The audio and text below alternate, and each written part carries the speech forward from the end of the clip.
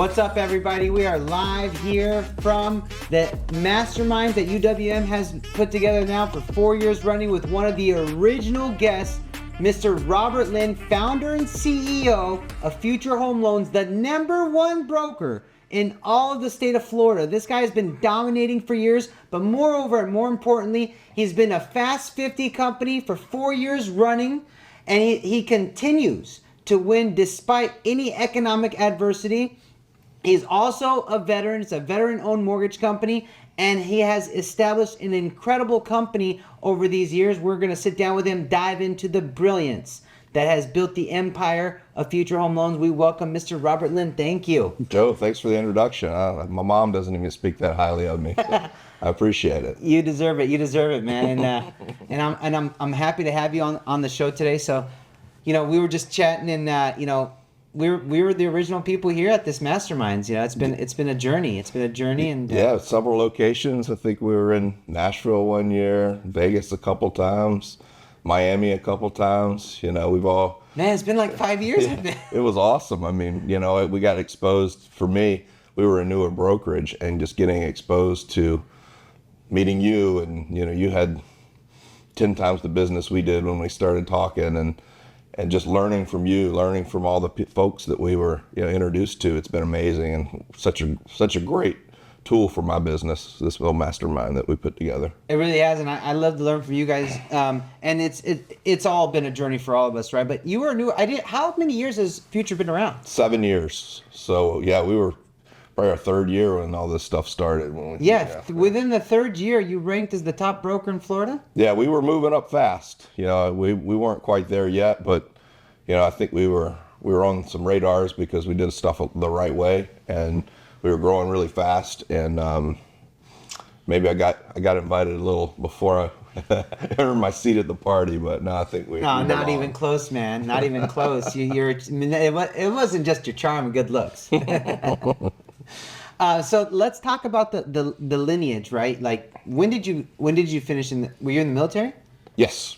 So I was in the Army for 4 years back in the 90s. So, I tell the veterans I talked to today, it was more like being in the Boy Scouts compared to the last, 10, 20 years of what the soldiers went through, after 9/11. But, we trained, we were ready to go, had an awesome time in the military. Played college football out of college, and my grades sucked, and I went back home. My dad said, you don't get to go. We're not paying for school now that you lost your scholarship, and you don't have to go to the military, but I recommend this one or this one. So I joined. He was in the military growing up, so it was always something I just kind of envisioned I would be doing. Nice. So how long were you in the military? Just 4 years. 4 years? Yeah. Okay. And then, let's talk about how you got your journey into mortgages. So right after the military, what'd you do? I went back to school, got my degree on the GI Bill, and got into sales. I grew up thinking sales was a 4-letter word. I wanted to be an engineer. I wanted to be, in science, and I was a linguist. I was a Russian linguist in the military. So I went and got a language degree at Florida State, and some of my friends had a car dealership and said, I seen you talk to the girls at the bars at night. If you can sell what you're selling there, you can sell cars. So I went in and started selling cars with them, and the rest is history. I got into sales after that, and love it ever since. What year did you get into mortgage?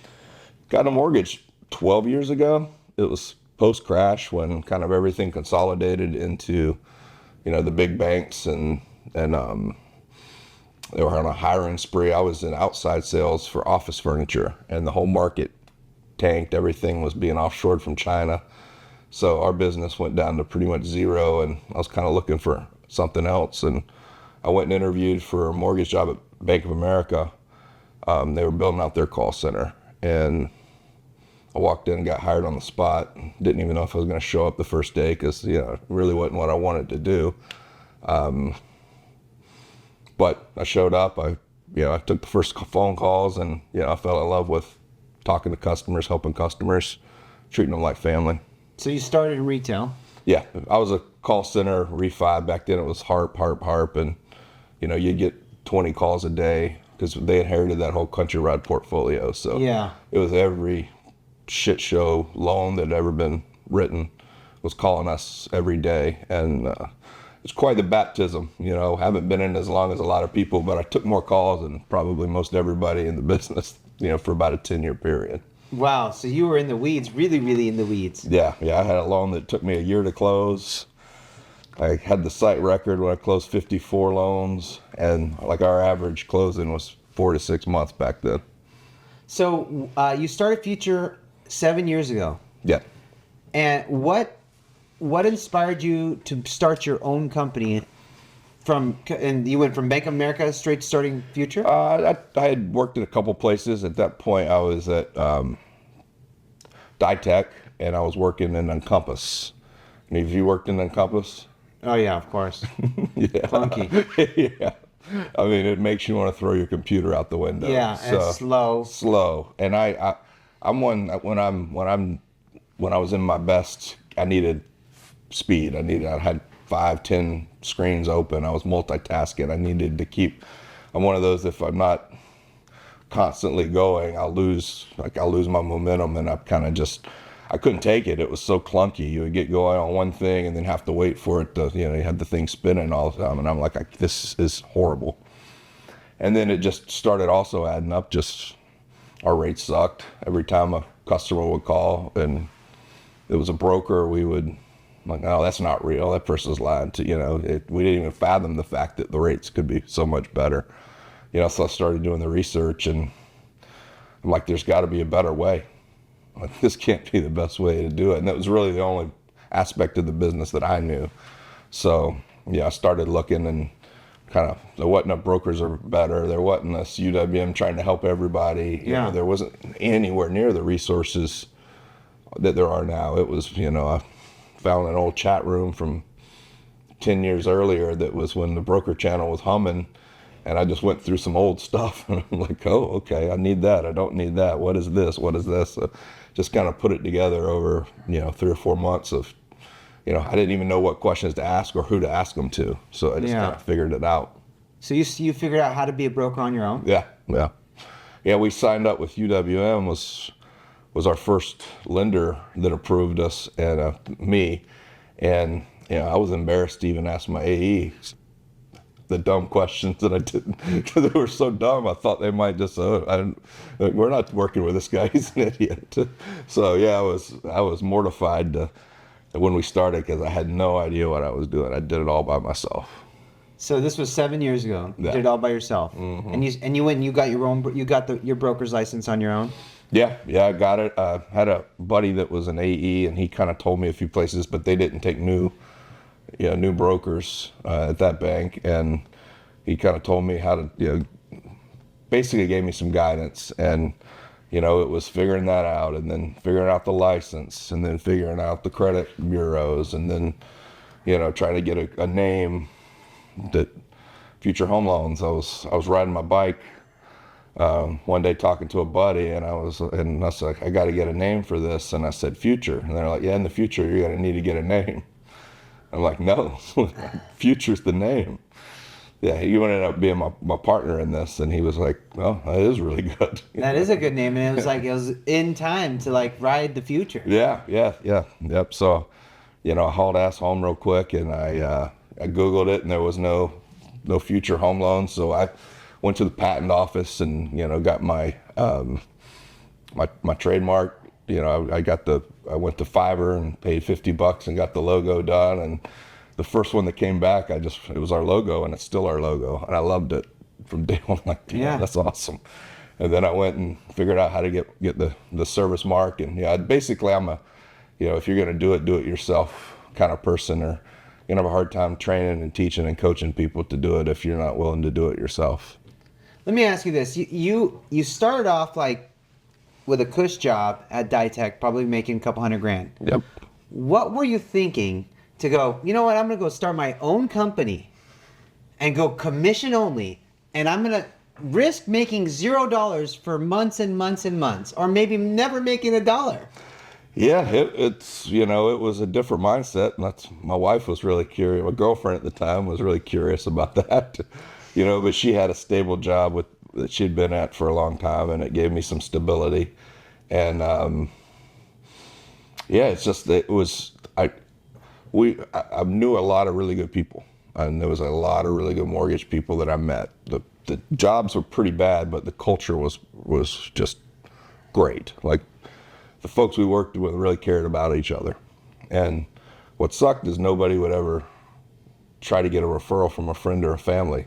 You didn't want a referral. You knew you didn't have a good rate. You knew you weren't giving good service. It was just like, once I started to figure out that I wasn't doing what was best for my customers, it got harder and harder for me to just, because money it's never motivated me. I like competition. It's how we keep score. So I'm not dumb either, but it's how do you take care of the most people? And I'm a firm believer that if you take care of the person, treat them like family, everything else is going to take care of itself. So I was like, it went away. I had a strong feeling that it was the best place for customers to get a loan. I figured it would come back, and good timing, I got lucky. You really you invoked that entrepreneur spirit, but you went on a limb. Yeah. I mean, did it cause conflict in your marriage? Your wife was like, I mean, it was my girlfriend at the time, and yeah, it caused a little conflict because we just bought a house, and she's like, "You're gonna make $0." Yeah, There's a very good chance I wasn't, but I have, after when I went into mortgage, my last business I was pretty successful in, and then that market kind of crashed. Which business was that? I was an office furniture manufacturer's rep. I have my own company for the whole state of Florida. That caused me to tighten my belt up. And then I've always lived well. Like, after that, I had lived well within my means. So it wasn't like I didn't have a $1,000 car payment. I drive a Hyundai still. Yeah. My house is paid off. I got no debt now. I don't live outside of my means. I live very well within my means. I'm pretty, all right, people, I'm cheap. I'm frugal. But that gave me the ability to know, hey, I don't need to make $15,000 this month. So, I can go 6 months without turning in a paycheck. And that's kind of the way I look at it now. This past year was tough. We didn't do quite as well as we did the couple years before, but live within my means, and that gave me the ability to be able to, not sweat. I was never month to month. I always could be able to look at the big picture, and that was a blessing. One thing I noticed with entrepreneurs is, they're able to really juggle within a small budget. And me personally, I was born in a third world. I call it a sixth world because I was born in a third world, but I was born in the poorest part of the third world. So that's really like a sixth world. So, I always have been incredibly frugal, and it's allowed me to grow. But it's because I'm from a third world. Why are you so frugal? Like, you're born in America in a country of abundance. Like, what is it really that made you frugal? Yeah, we were pretty poor growing up. I mean, my dad joined the military, and both my grandfathers were in the military, and my granddad worked for the railroad, and it probably for the area middle class, but once you start getting out of the southeast where it was really cheap, and it was part of our culture. They still remembered the hard times and the Great Depression, and you'd still hear those stories growing up, and it's just kind of the way we were raised. I remember sitting around when my dad had to balance the checkbook when we got our first VCR when I was a kid, and it was a big deal that we saved up that money and could go buy a VCR. And then you'd have to go down to, 20 miles away to rent a video, But I remember those things, and those were big things for me growing up. We saved, and I didn't get much. We ate home every meal, so yeah, just frugal. Humble beginnings. Yeah, frugal. And it stayed with you. Yeah, it's definitely the way I try to live. Everybody who I know that's successful is frugal. Mm-hmm. It's not like no one wants to just be crazy abundant. You know, and I worry for my children. I want them to have that mindset. How can you preserve that mindset regardless of how successful you are? Yeah, it's tough. I mean, it's hard. I don't have kids myself. My wife had kids that are out of the house. But yeah, I mean, growing up they get spoiled so quick and so easy, and everything kind of gets taken for granted. It's got to be really hard. You know, you had this with all the loan offers. You got the stuff that you hear about how much gets taken for granted. I know. It's just a different mentality, and I don't know. It's every time my wife goes to Publix and somehow my grocery bill's $2,000, and I finally read the bill and I yell at her. I'm like, "What the hell's going on here? What are we spending this money on?" Whole Foods, man. It's like my wife only wants to shop at Whole Foods. Yeah, I'm like, yeah. Were the bananas on sale at least? Yeah, I got her going back to Walmart groceries here lately after I saw that last bill. Publix, that's the it's our supermarket, and is that like a Whole Foods version? It's like well, it's not supposed to be, but I think it's more expensive than Whole Foods now. I mean, really? It's right up there with it. I mean, you don't get those big, delicious butterfly pork chops like you get at Whole Foods at Publix. Those things are good. I let her spend money on that. That's a good investment. So every successful entrepreneur has a routine that they start their day with. How do you start your day? What's your morning routine? I naturally have always, since I was in the military, I get up early. How early? I'm not one of those that tries to. I literally roll over, and it's sometime between 3:30 and 5:30. Really, is usually what it is. When it's 3:30, I make myself stay in bed till at least 4. But then I'm usually just wide awake, so I'm usually just laying there waiting until the clock. Sometimes I can sleep a little later, but it's very rare. And that's when I get up. It's quiet. Nobody's bothering you. Nobody's texting you. Nobody's calling you.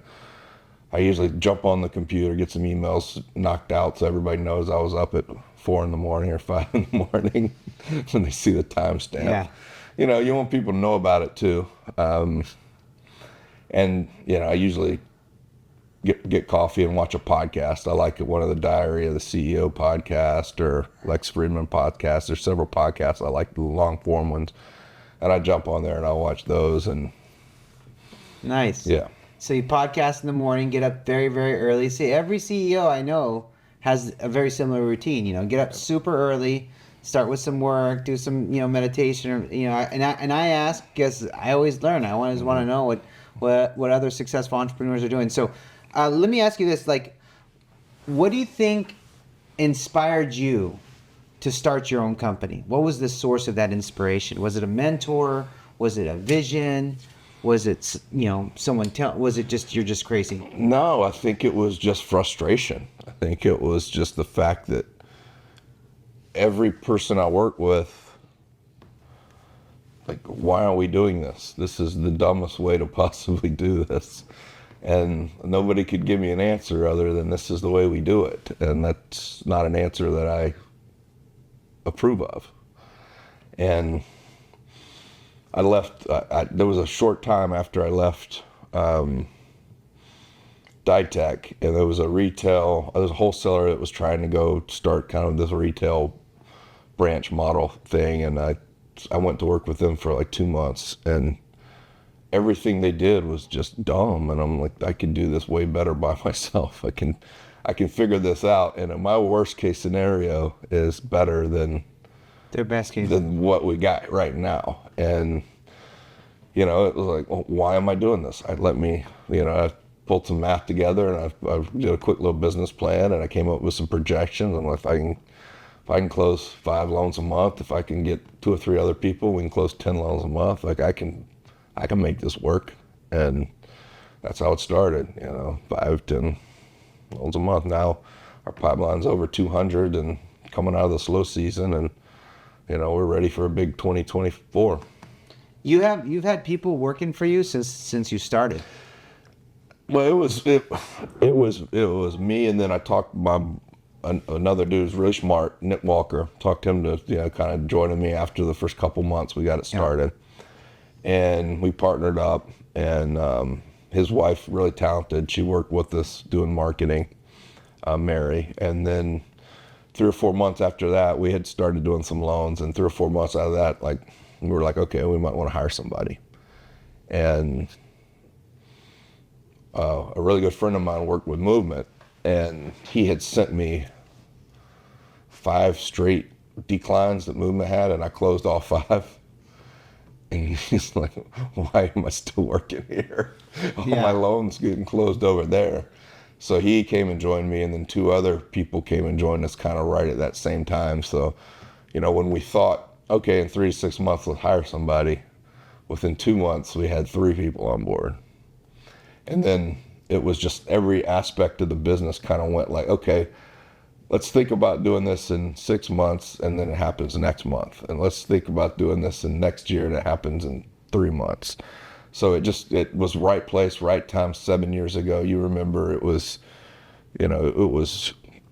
just taking that big, the retail was just starting to hit that top of the curve. Yeah. And wholesale was just starting to take off. So it's the right place, right time. And we surround ourselves with really good people with good reputations. I want to talk about, one, did you ever envision that Future would be the #1 broker in the whole state of Florida? I probably envisioned it when I was walking, but I didn't believe it. Like you think about all this stuff, and yeah, we can, why not us? But you have doubts, you have fears, you have all the, the negative, but you have to push through that as a CEO and as a leader. And, now it's my job to drive the vision. And, I've never been the most positive one in everything. I've always been a cheerleader or a team person, but I keep it real. So it's a tough position for me to be in now. Is this last couple of years, you had to be really positive. 2022. Yeah. And 2022 and 2023 were. Yeah, they were tough. And, I felt like this is going to be the best for our business. I feel like it's going to be good, but, having people listen to you, trust you, leave their couch when they're sitting there worried if they're going to even make their, being able to make their house payment next month. But,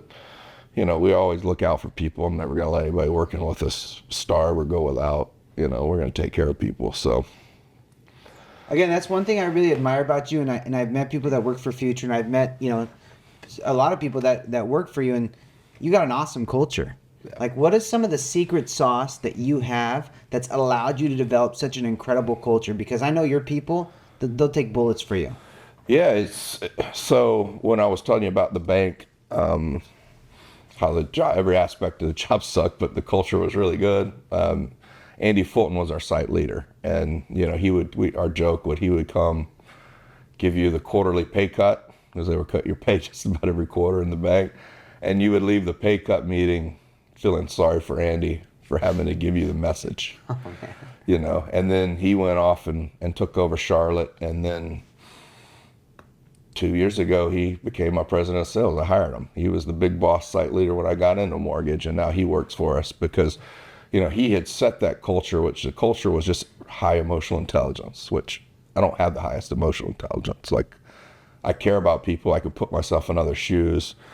If somebody's feelings are hurt, I'm not, maybe not the most understanding person of. I get a lot of that from my wife too. Like, where is your emotional intelligence at? Right. But I brought him on, and he's got that, and it's, when I partner with Nick, I can come up with some great ideas and I can sell a lot of stuff, but it was him being able to bring me back. Like, if I can't convince him it's a good idea, I need to rethink what I'm doing, So it's just surrounding yourself with people that are similar with you with what's most important to them, which everybody in our company is the most important person is everybody in our company. It's never about a dollar. It's never about, making the most money. It's never about that. Not, you can say that, but you have to do it and live it every day and just always do what's right for people. Sometimes it's not the best for the business, but we do what's right. We've had to make decisions on some folks that we were more concerned about the person than the business at times. And, those are tough things, but I think if everybody knows that the culture from the top down actually cares, and it's not just lip service, then everybody kind of starts to carry together, and that's what builds a strong culture. That's awesome. And like, really, like, how much time do you dedicate to that culture building? Like, do you do a lot of events? Do you do dinners? Are you, outings? What are you doing to do that culture building? Yeah, we do stuff. I mean, we've got a, but sometimes it's just the little things. It's like we have a good month, I'll fill up a cooler of beers and go in and sit with our concierge team, which does all our loan setups, and serve them beers. We can have a team pickleball tournament that doesn't cost a lot of money, and we go play that together. We try to give awards to our top producers. Well, then the ones that don't get them get pissed off, so you gotta be careful about that. But yeah, it's little things, but it's like my ops leader, and they got chocolate for Valentine's Day and took it and hand delivered it to our processors that we're working in the market remotely. It's just having a bunch of folks that really think about the little things way better than I do, because that's not something I'm going to come up with. Yeah. But I love the ideas, and once we get good ideas, I'm really good at taking good ideas and saying, let's do this good idea versus versus coming up with them or necessarily implementing them. Yeah. And it's because of the talent pool that you got. Yeah, I mean, we've got our ops director is the hardest working person I've met in my entire career in mortgage. Like, he is a grinder. I love him. He comes up with hobbies just to take his mind off of work. I mean, that's the only reason he's got any hobbies, is because he would be obsessed about work 24/7. We got a trainer, onboarder, who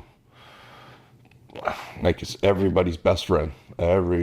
Just the most friendliest. She's got a superpower of friendliness. So it's putting those right people in the right places, and really building off that is the key to all of it. And plus, you want to be around the people that you like.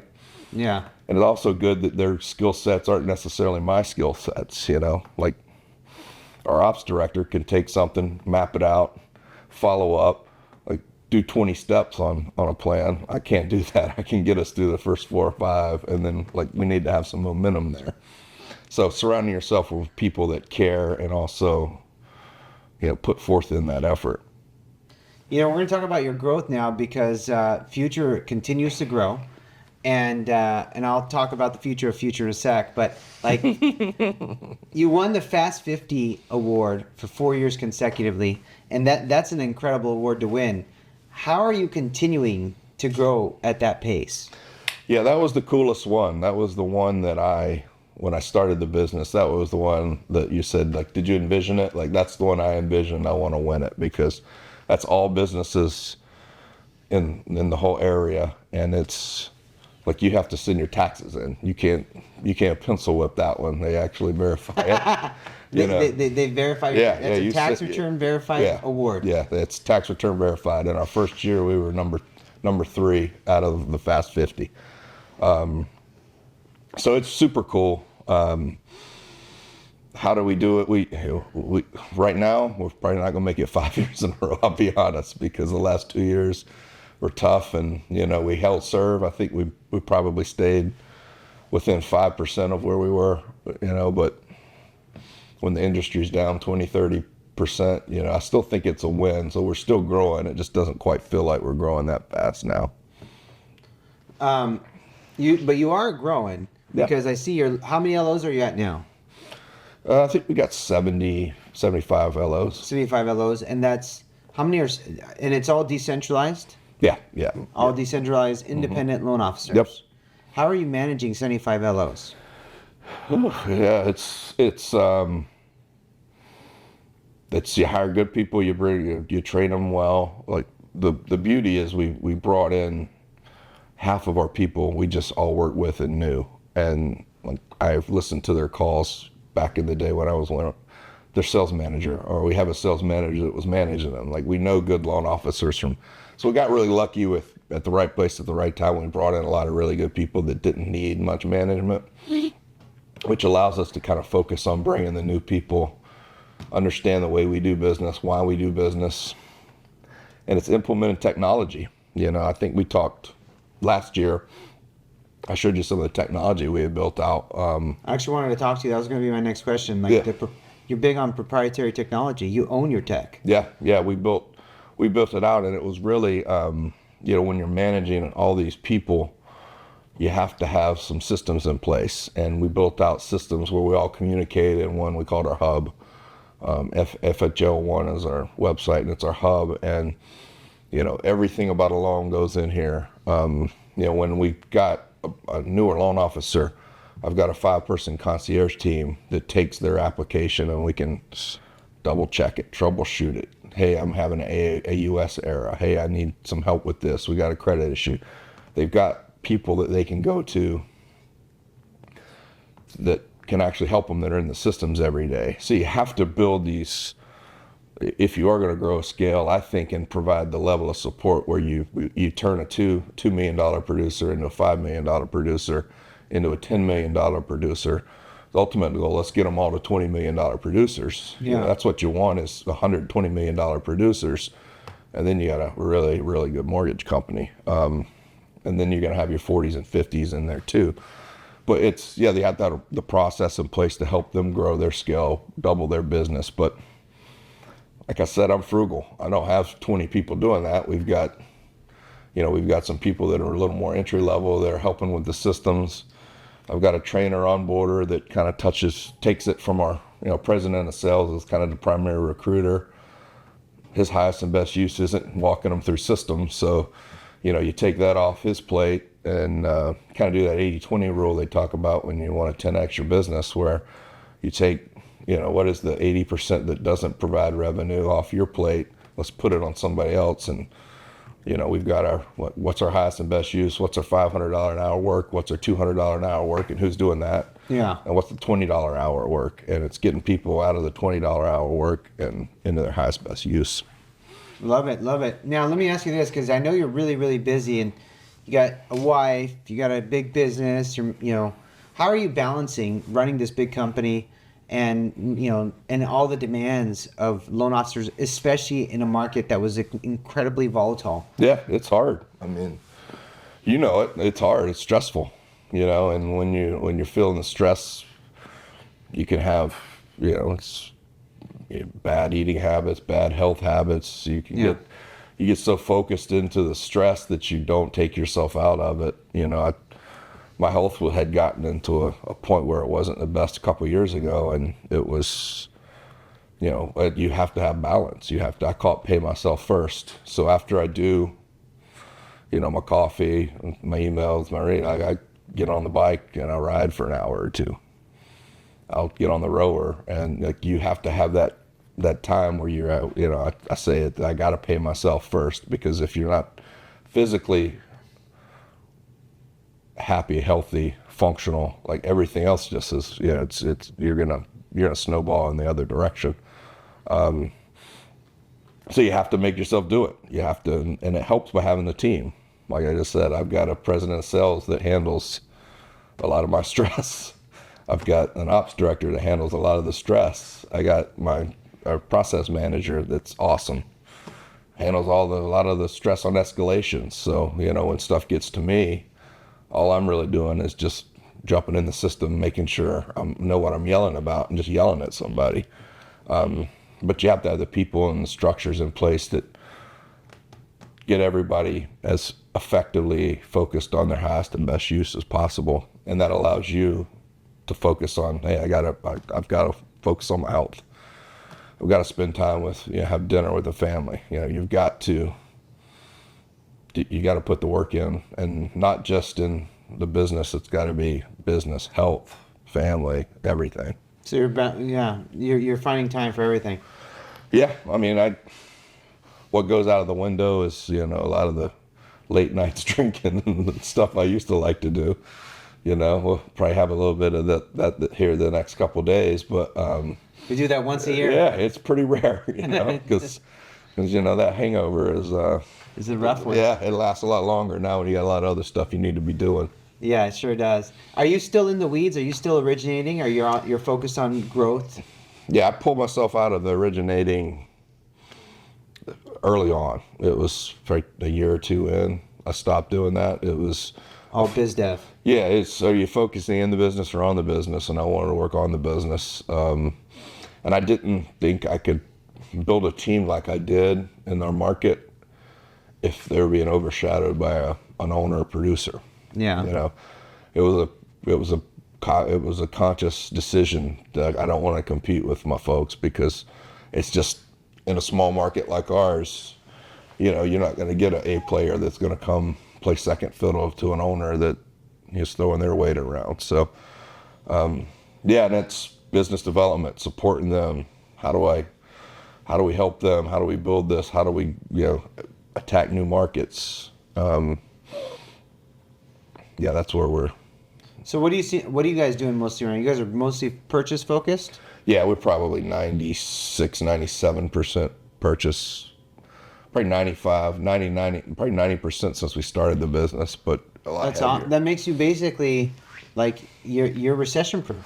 Yeah, but I mean, don't get it twisted. When rates went down to 3 and I was not capturing all the refis I should be capturing, I had a lot of stress and a lot of FOMO.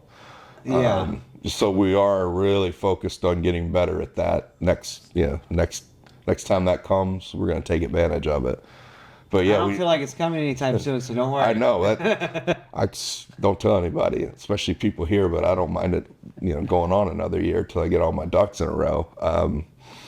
Yeah, we're not going to fall for that twice, though. We'll be ready next time. Well, you're ready now, because now you're putting the technology pieces in place to make sure that boom, it hits. Everybody, all your database knows. Yep. Yeah, that's what we're doing, and we're building out these database journeys now, and really going deep into the weeds on those with like, how do we get the ball down the field? I think we've been talented and lucky where we've just stood on the goal line and threw Hail Marys, and people have caught the ball and scored touchdowns for us. But it's like, what is my playbook to get a first down, to move the ball down the field? How do we get a touchdown? What does that look like with a new referral partner? How do we impress this listing agent? How do we parlay that into a coffee, a training? Are we running a CE for them?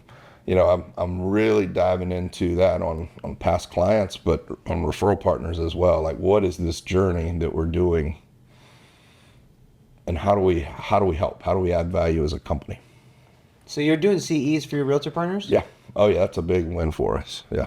That's a new concept. I mean, I know other companies are doing it, but you had to get your company approved with the Department of Real Estate there in Florida. Yeah, we are we're a school in Florida, and a full licensed continuing education school. Yep. What's it called? And Future U is was kind of what we call it, but. And I came up with that before the other U's came along.